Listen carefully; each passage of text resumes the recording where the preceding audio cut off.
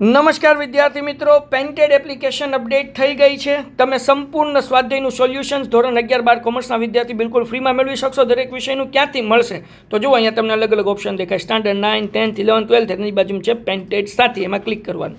હવે એમાં ક્લિક કર્યા પછી 11મા વાળા 11મા ધોરણમાં જાય, 12મા વાળા 12મા ધોરણમાં જાય. 12મા ધોરણમાં ગયા પછી અહીંયા એક્સપ્લોર ઉપર ક્લિક કરવાનું છે. દેખાય ને, ફ્રી ફોર સ્ટુડન્ટ, તમારા માટે ફ્રી રાખ્યું છે બકુડાવ. અહીંયા વાણિજ્ય, અર્થશાસ્ત્ર, ગુજરાતી, લાઈવ લેક્ચર્સ, આ બધી વસ્તુના તમને અહીંયા મળી જશે. શું કહેવાય કે વિડીયો સાથે PDF બિલકુલ ફ્રીમાં, જે તમે જોઈ શકશો. ડેટા અપલોડ થવાનો શરૂ થઈ ગયો છે. જ્યારે તમે એપ ડાઉનલોડ કરશો ત્યારે અર્થશાસ્ત્ર, ગુજરાતી વિષય પણ આની અંદર એડ થઈ ગયા છે. અકાઉન્ટ સ્ટેટે એડ થઈ ગયા છે.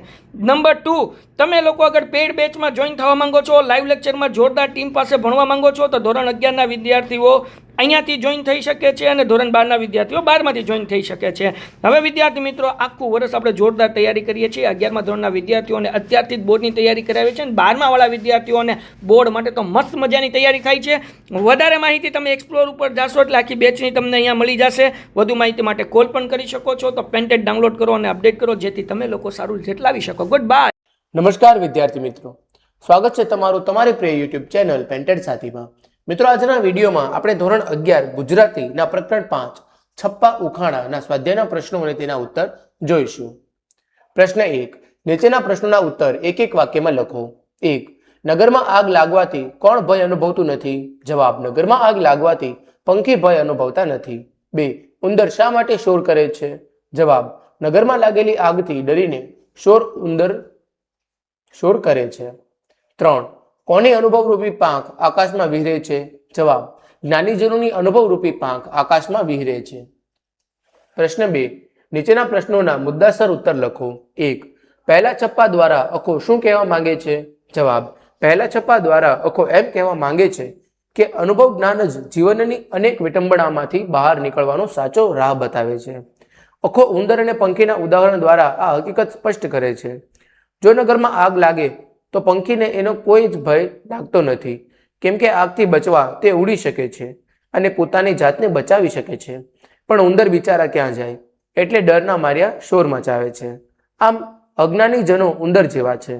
તેમની પાસે અનુભવ જ્ઞાન નથી, એટલે તેઓ સંસારની વિડંબનાઓથી ડરી જાય છે, જ્યારે જ્ઞાનીજનો સંસારની વિડંબનાઓથી ડરતા નથી અને પોતાના અનુભવથી તેનો ઉકેલ લાવી શકે છે. આમ અનુભવ જ સંસારની વિડંબનાઓનો ઉકેલવાનો એકમાત્ર ઉપાય છે. 2, બીજા છપ્પા દ્વારા અખો શી પ્રેરણા આપે છે? જવાબ, જેમને સંસ્કૃત ભાષાના આવડતી હોય તેમણે અખો બીજા છપ્પા દ્વારા હિંમત આપે છે. કોઈને સંસ્કૃત ભાષા ન આવડતી હોય તો કંઈ વાંધો નહીં. પ્રાકૃત લોકભાષામાં તે પોતાની લાગણીઓ રજૂ કરી શકે છે. પ્રાકૃત ભાષામાં રજૂ થયેલા લાગણીઓ કે ભાવનાઓની કોઈ જ કિંમત નથી. ભાષાને આટલું બધું મહત્વ આપવાની શી જરૂર છે?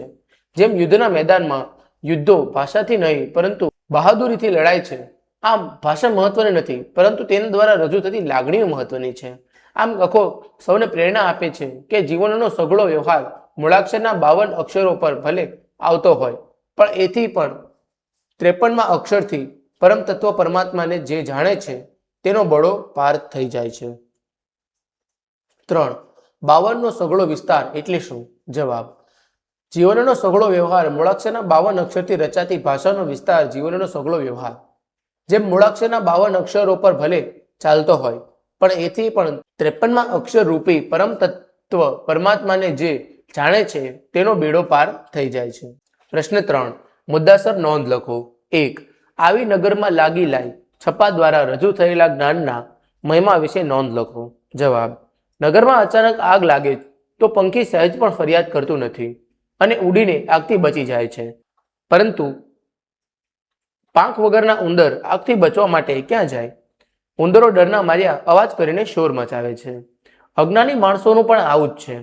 અજ્ઞાની માણસો પાસે અનુભવ જ્ઞાન ન હોવાથી સંસારની વિડંબનાઓથી ડરીને શોર મચાવે છે. તેઓ તેને ઉકેલી શકતા નથી. જ્યારે જ્ઞાનીજનો પાસે અનુભવ જ્ઞાન હોય છે, જેના વડે તેઓ કોઈ પણ મુશ્કેલીનો હલ શોધી કાઢે છે. અનુભવરૂપી પાંખ વડે ઉડીને તેઓ સંસારની વિડંબના રૂપી આગથી બચી જાય છે.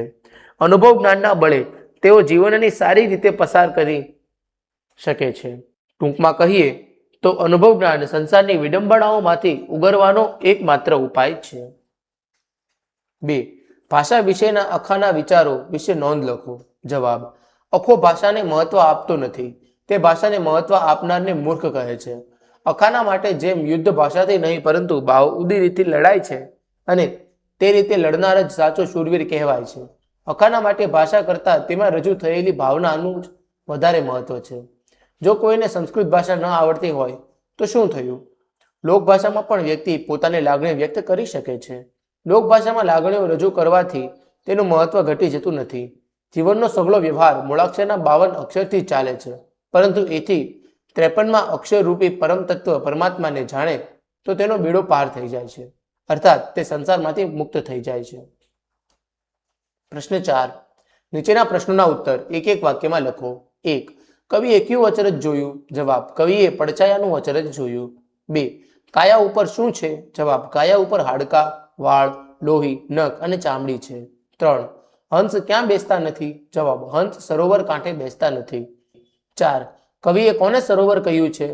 જવાબ: કવિએ દર્પણને સરોવર કહ્યું છે. પ્રશ્ન 5. નીચેના પ્રશ્નોના મુદ્દાસર ઉત્તર લખો. 1. પહેલા ઉખાણા દ્વારા કવિ શું કહેવા માંગે છે? જવાબ: પહેલા ઉખાણા દ્વારા કવિ એમ કહેવા માંગે છે કે પડછાયો આશ્ચર્ય પમાડે છે, એ સુંદર દેખાય છે, એ શીતળ છે, એટલે કવિએ એને અમૃતથી મીઠો કહ્યો છે. મનુષ્યના શરીર પર હાડકાં, વાળ, ચામડી, નખ વગેરે છે, પરંતુ પડછાયા પાસે તો કંઈ જ નથી, છતાં તેની પાસે અમૃત જેવી શીતળતા છે. આમ કવિ પડછાયાના ગુણધર્મો વર્ણવી ચતુર નરને ઉત્તર આપવા જણાવે છે. 2. બીજા ઉખાણા દ્વારા કવિ શું કહેવા માંગે છે? જવાબ: બીજા ઉખાણામાં કવિએ દર્પણ તરફ કૌતુક બતાવ્યું છે. કવિ દર્પણને સરોવર તરીકે દર્શાવે છે. આ સરોવર નિર્મળ જળથી ભર્યું છે, તેમ છતાં કોઈ મુસાફર એનું પાણી પીતું નથી. હંસ આ સરોવરના તીરે આવીને બેસતું નથી. આ દર્પણમાં નારીનું રૂપ જોઈ અનેક જણ તેના રૂપ પાછળ પાગલ થાય છે. તેનાથી નાયિકાના શરીરને કોઈ હાનિ થતી નથી અને તેનું સૌંદર્ય તાજું રહે છે.